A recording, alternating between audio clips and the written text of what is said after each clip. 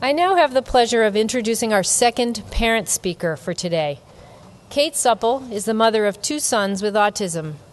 Timmy is 7 and Stuart is 9. Kate is very active in autism advocacy efforts, in particular enactment of the 2010 Massachusetts law requiring insurance companies to cover autism therapies. She keeps autism front and center for many policy leaders. In fact, we have Kate to thank for the extra media coverage that we received on launching our new website. Kate had made it a point to talk about autism research with Senate candidate Elizabeth Warren, and both she and Senator Scott Brown directed many people to us as a result. Kate is an active member of the Boston Special Education Parent Advisory Council and a volunteer with Mass Advocates for Children. She worked previously as a project manager in the software and management consulting industries and has worked in state government. She has a BA in economics from Boston College and an MBA from Boston University. Kate and her husband Chris live in West Roxbury with their 2 boys. Please welcome Kate Supple.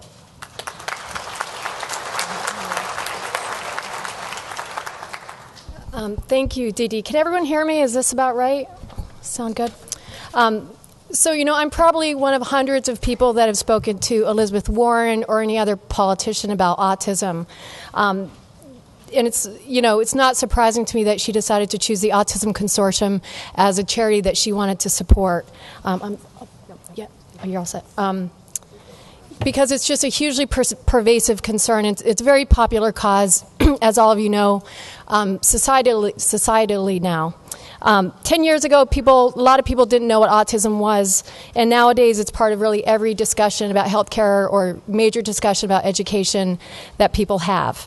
And advocacy groups like Autism Speaks and locally Advocates for Autism in Massachusetts have gained so much influence that state after state's able to pass these bills to expand autism coverage without really anyone dissenting. And this is even in an environment when states are trying to really rein in healthcare costs, and states are falling like dominoes in passing healthcare coverage mandates. And the reason I'm pointing this out is because for all of you who are the researchers and everyone who's working on this, you really need to know that you're not going to find a more desperate but also more optimistic, more energized, more able, more politically wired really group of people than the autism community. So we'll be at the FDA, we'll be in Congress, and if there's one thing that we've shown as autism parents and friends and neighbors of autism families is that we're going to do whatever we need to do to move autism causes forward. And that includes whatever we need to do as parents to make sure that therapeutic interventions that maybe you all are going to come up with are pushed forward as fast as they possibly can be. So Dee Dee mentioned my husband Chris and I have 2 boys with autism, Stuart and Timmy, and I've been to this meeting enough to know that you guys like to look at things from different perspectives, so I just brought 3 different views of my 2 boys. So if we could put the first slide up. Okay, these are, this is Stuart and Timmy. This is last year's Christmas card. I wish I could say it was this year's because that would mean that I'd gotten it over with already. And Timmy is my younger one at the top. He's now 7 years old, and his brother Stuart below him is 9 years old now. And Timmy is completely nonverbal. He has no play skills, very little ability to interact whatsoever. We are teaching him to communicate via the iPod Touch, thank God for Apple, and we're getting some basic communication with him, mostly around food, frankly. But Timmy's a sensory seeker. He is very, very heavily impacted by autism. His brother Stuart is a little higher functioning. Stuart can verbalize, but he cannot have a conversation. A 500-pound Elmo could sit down next to Stuart, and I could say, Stuart, who's sitting down next to you, and he wouldn't say Elmo. He perseverates a lot. He has high anxiety levels, verging on probably some other, obsessive compulsive disorder, I think. Again, lack of play skills, lack of friends. So both are on the bad end of the scale. Let me say Timmy a little worse than Stuart. So let me just pull up, actually I can do this myself. This is the version I sent to my autism family friends. This is how, and I think I get it that typical kids are hard to photograph as well, but this is how the other 99% of that photo session went last year. And I'm showing it to you because you see Timmy is clutching his abdomen. He's wearing a diaper even though he's potty trained. For 2 months last year, Timmy was in a state of intense pain. He looked like that, constantly crying, clutching himself, biting on things, just an absolute mess. Specialist after specialist we went to, and my husband and I are not shy about finding the people in Boston that can help our kids. And it took forever to figure out what was wrong with Timmy because he couldn't even communicate that basic thing to us. And thank God for Dr. Timothy Bowie at the Laurie Center, because he figured out that it was intestinal inflammation, and he gave us a med and it fixed it. And also Timmy had a cavity under a silver crown. And it took us months. And all I could do in the city of Boston was to go to, Children's Hospital and get Valium for him when it was really bad. It was a very desperate point in time for us.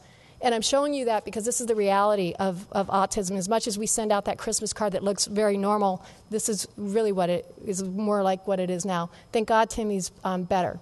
So I want to show you another view of my kids, which some of you will probably even find more interesting. This is also my kids. This is a piece in the Journal of Neuroscience from September of 2009. Both boys have a defect in their neuroligin 4 gene, so we're one of these single-cell gene defects that we heard about earlier today. Neuroligin 4 is on every slide that ever comes up, and if it's not, I hunt the people down and say, why didn't you put neuroligin 4 on your slide?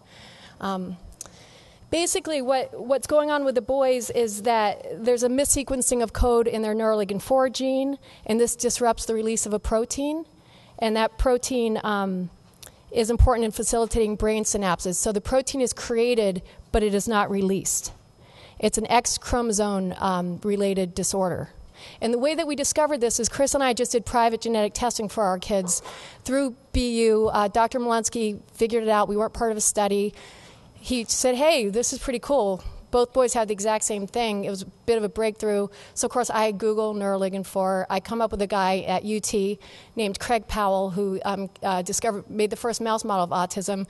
And I said, hey, you're doing neuroligin 3. Just, figure out neuroligin 4 while you're at it. And he agreed. So he, along with Dr. Sudoff at Stanford, Dr. Thomas Sudoff in the Sudoff lab, did create an in vitro version of our little protein problem here. And they this paper pretty much says without a doubt this caused the boys' autism. And we were able to come up with a really nice collaboration with clinicians, including Helen Tager-Flussberg, who's I think a member of the Consortium. And the paper includes both a clinical description of the boys as well as the scientific aspect of it.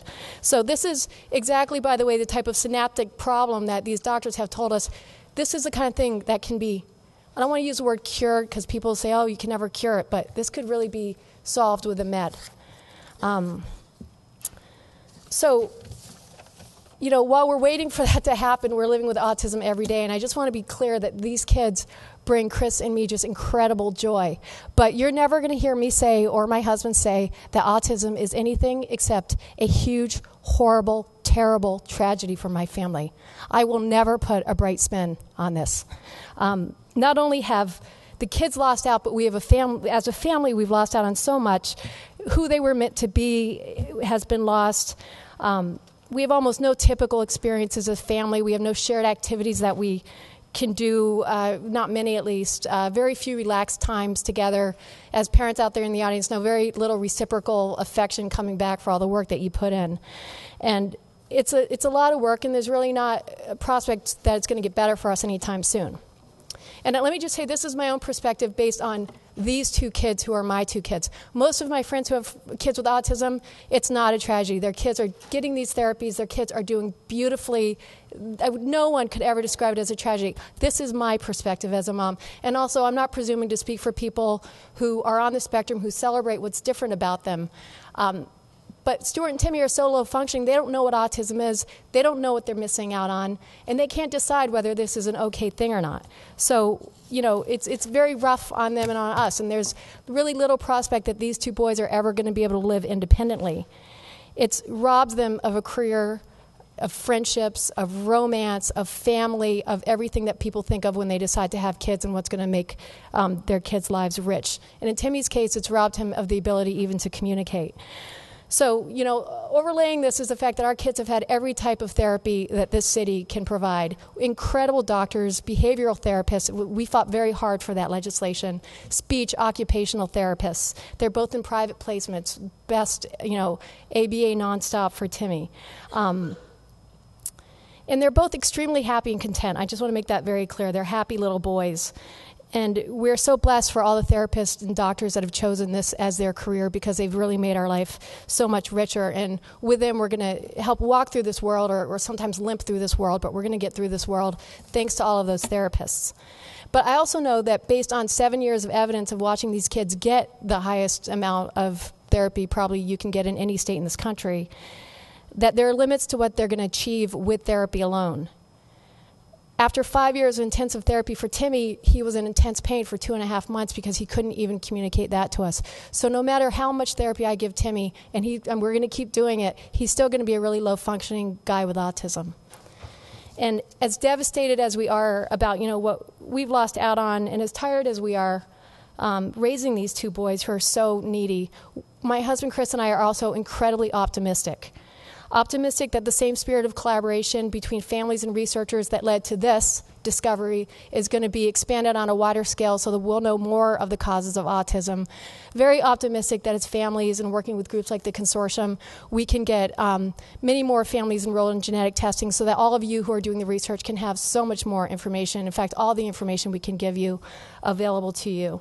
And, I'm selfishly optimistic that if we do get more expanded testing, there'll be more synaptic problems like this, more attention to it, more interest from the pharmas and so on and so forth. And I'm also optimistic that incredible funders like the Simons Foundation that's here, and the NIH and Autism Speaks, and the pharmaceutical companies, God bless them for doing what they're doing and getting interested in this, and all the universities that support the researchers and the grad students are going to stay in this game and are going to get even more interested in autism. And very optimistic that all of you who are working on this, whether you're a grad student or the lead person or a doctoral student, that you know how appreciated, I hope you know how much we appreciate what you're doing every day. We're so optimistic that the developments that have solved so many physical and mental impairments in the past are going to finally come to bear on autism, and we're going to really see some major therapeutic interventions. And just to wrap up, I have to say I feel a huge responsibility speaking with all of you here today, because so many people around the world are just hanging all of their hopes on autism research, on the hope for therapeutics. And in almost every town, in every country, on every continent, there are parents and caregivers who've been, whether they're like us and they have so much support, or whether they're living in a country that completely rejects them, they hope every day that somewhere, someone is out there trying to cure autism. And, right here today is the somewhere in Boston, here at the center of gravity of autism. And that someone is all of you who are doing this work and who are chipping away at this puzzle every day. So I'm humbled to be here as a voice for these families and these caregivers and these friends of people with autism around the world, speaking to all of you who have the power to cure autism, or at least make a big dent in it, and to at least improve the quality of life of people through all of your research and all of your brilliance and all of your collaboration. So on behalf of all of these families, let me just say that we wish you Godspeed in the work that you're doing. I want to thank you for making autism part of your careers, and I want to thank you for helping our kids.